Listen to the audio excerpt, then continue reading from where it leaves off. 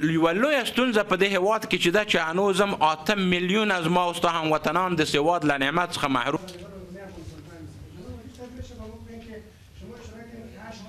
به 8 میلیون، یعنی 4 میلیونش ما سواد آموز ساختیم. به همین ترتیب طول ستړي ماشین نورستانی صاحب السلام وجدی صاحب ستړي ماشین. دوستان عزیز، هدف این عقد قرارداد آغاز بخش سوم برنامه سواد آموزی است. این برنامه در سال 2008 آغاز شد، یعنی 5 سال قبل. در 5 سال ما توانستیم که با کمک 32 میلیون دلاری کشور دوست ما ژاپن از طریق یونسکو برای 600,000 تن از هموطنان عزیز ما که از نعمت سواد محروم بودند از نعمت سواد برخوردار بسازیم. در این برنامه که برای 3 سال دیگر از امروز آغاز میشه، هدف ما با سواد ساختن 400,000 هموطنان عزیز ما، یعنی 4 لک هموطنان عزیز ما در 18 ولایت کشور است. تا امروز توانستیم که 4 میلیون از هموطنان عزیز ما را با سواد بسازیم. از همه برنامه ها 6 لکش تنها از برنامه ایلی بود، ولی 4 میلیون افغان تا بال ما با سواد ساختیم. اما هنوزم 8 میلیون هموطن ما از نعمت سواد برخوردار نیستند.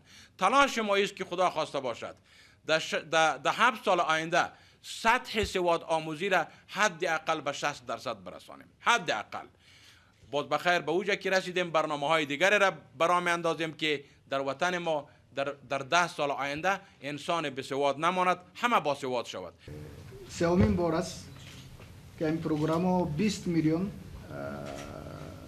دلار که ما جدا کردیم و جمعاً که 50 میلیون دلار میشه و 18 ولایت‌ها در سواد آموزش در پروگرام داخل میشه.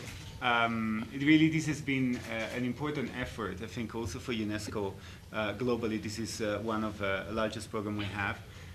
As Ambassador Takashi said just before, this is a considerable amount of money in the last 5 years.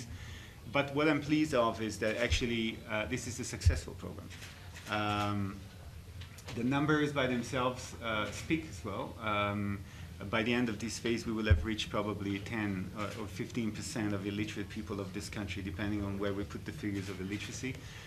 It is for us extremely important also that the program is a program that is totally implemented with the Ministry of Education and through the Ministry of Education. I thank you very much for all the support that you are providing. Without your support, the transformation that we have had would not have been possible. Thank you very much. Thank you. And this one is between the embassy and UNESCO. Please, Your Excellency Ambassador, Mr. Fontani.